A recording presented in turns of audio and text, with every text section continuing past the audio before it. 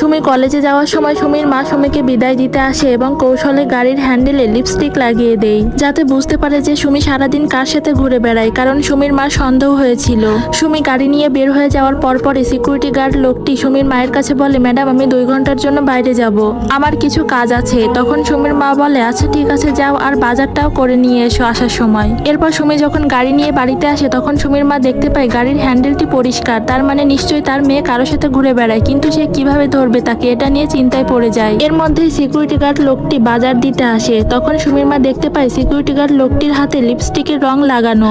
এটা দেখে সুমির মা বুঝতে পেরে যায় যে তার মেয়ে নিশ্চয়ই এই সিকিউরিটি গার্ডের সাথে সারাদিন ঘুরে বেড়ায় কলেজে যাওয়ার নাম করে। এরপর সে সুমিকে ডেকে এসব কিছু জিজ্ঞেস করে, কিন্তু সুমি এর সবকিছুই অস্বীকার করে। তবে সুমি সবকিছু অস্বীকার করলেও সিকিউরিটি গার্ড লোকটি সবকিছুই স্বীকার করে দেয়। এরপর সুমির মা তখন সুমিকে বলে, তোকে আর ঘর থেকে বের হতে দিব না, আর সুমির মা ওই সিকিউরিটি গার্ডকে কাছ থেকে বের করে দেয়।